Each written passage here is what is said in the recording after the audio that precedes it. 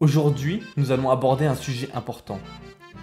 Que faire lorsque nous avons l'impression que tout va mal dans nos vies, lorsque nous sommes confrontés à des moments difficiles et que nous avons l'impression que tout va de travers. Nous avons tous connu ces périodes où rien ne se passe comme prévu, où nous avons l'impression que le monde est contre nous. Mais ne vous inquiétez pas, dans cette vidéo, nous allons voir plusieurs astuces et stratégies pour surmonter ces moments, pour reprendre le contrôle de nos vies.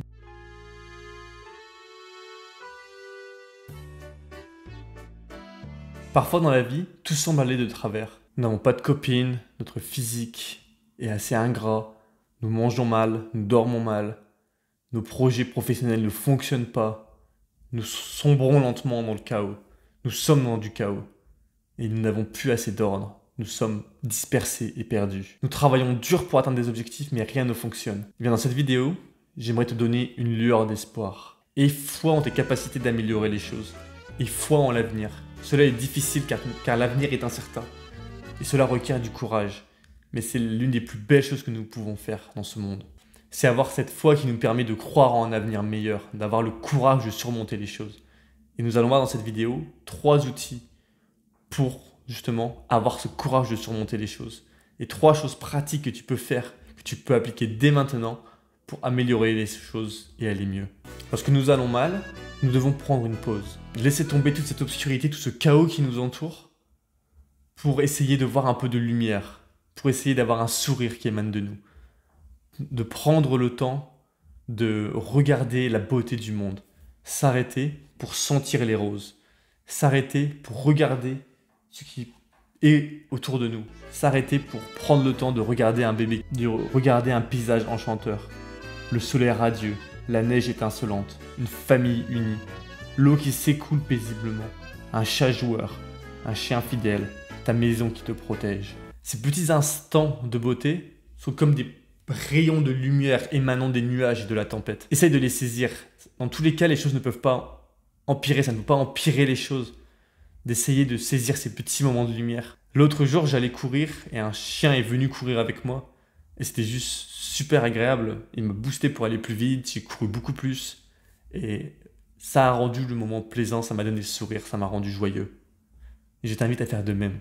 À prendre le temps d'aller faire une marche et de regarder ce qui est autour de toi et de voir la beauté du monde. N'oublie pas aussi de te récompenser cognitivement, d'être positif avec ton discours intérieur. Dès que tu fais une action, regarde ton action et dis-toi que c'était bon, que ce que tu viens de faire était bon. C'est ce que fait Dieu dans la Genèse. Il prend son temps à regarder ce qu'il a fait lorsqu'il construit le monde, lorsqu'il transforme le chaos en ordre.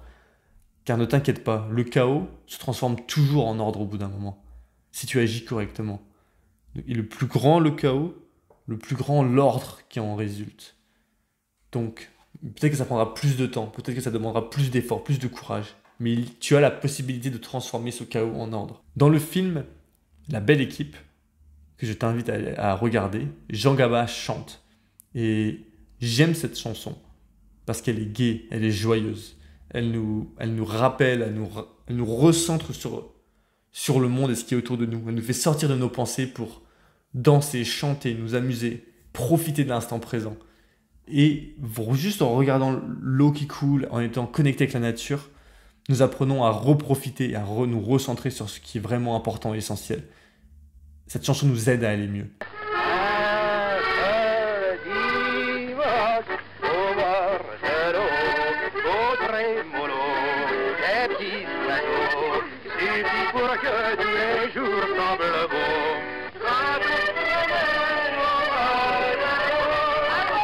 Cette chanson me remplit de gratitude pour tout ce qui est autour de moi.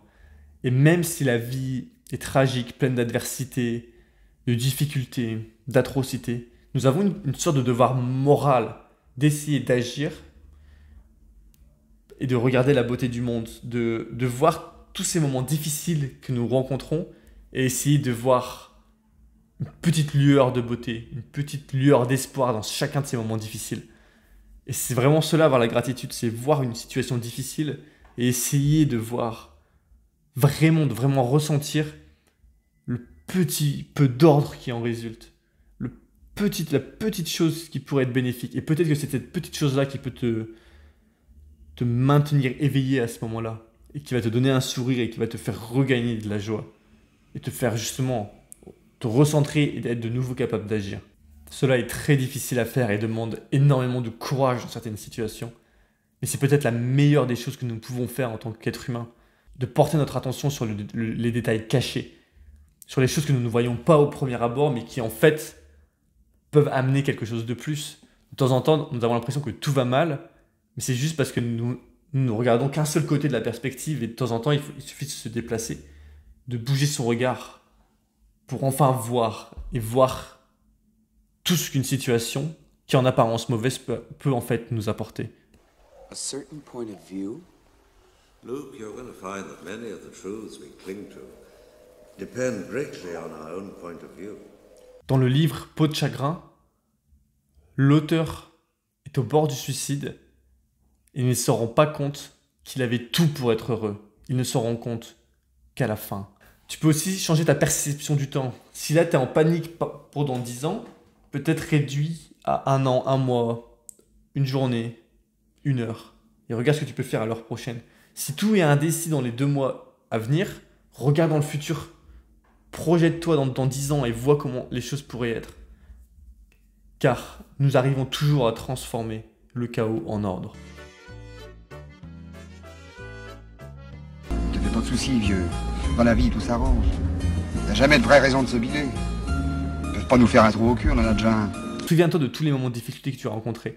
Nous arrivons toujours à un moment à arranger les choses. J'ai connu beaucoup de personnes qui avaient justement des difficultés. À un moment, ils ont eu des enfants, le père n'avait pas de travail, ils n'avaient pas d'argent. Et au bout de quelques mois, ils ont réussi à recréer de l'ordre. Créer de l'ordre prend du temps, mais on y arrive toujours au bout d'un moment. Et il faut garder cette lueur d'espoir en tête. C'est justement cette lueur d'espoir qui nous rend humains. Cette lueur d'espoir qui nous fait vivre. L'espoir est peut-être la plus belle chose que nous avons en tant qu'être humain. L'espoir, c'est avoir la foi. C'est avoir foi en un avenir meilleur.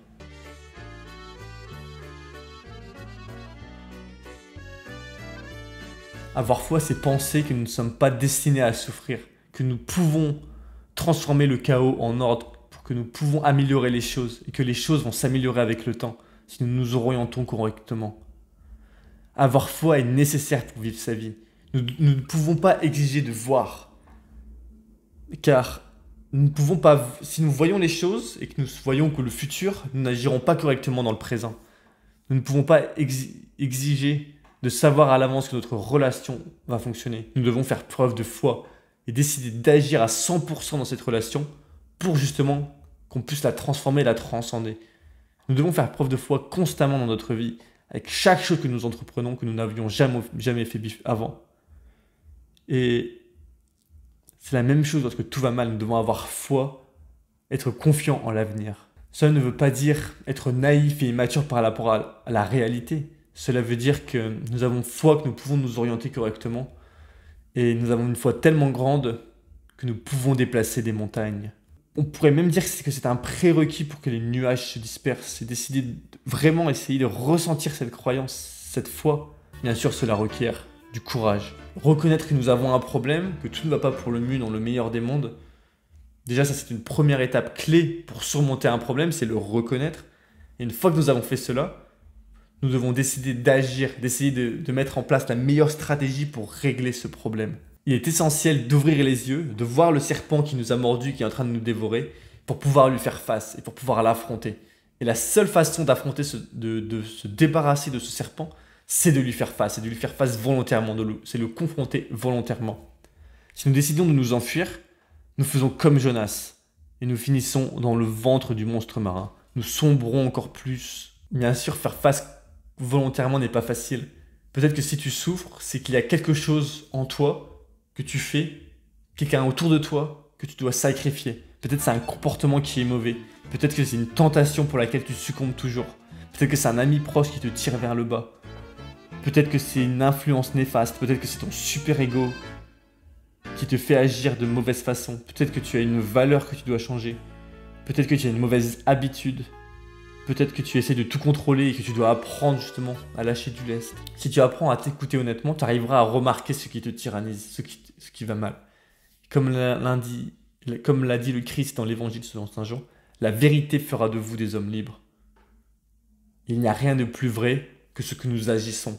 Donc nous devons sélectionner nos actions pour qu'elles soient le plus vraies possible avec qui nous sommes avec notre conscience. Cependant, je tiens à te prévenir, lorsque nous décidons d'abandonner ce qui nous tyrannise, ce qui nous fait souffrir, que ce soit un tyran intérieur ou un tyran extérieur, tout ne va pas pour le mieux directement. Nous ne finissons pas en terre promise, dans un paradis dans lequel nous sommes heureux. Nous finissons dans le désert. Et dans le désert, les choses sont difficiles.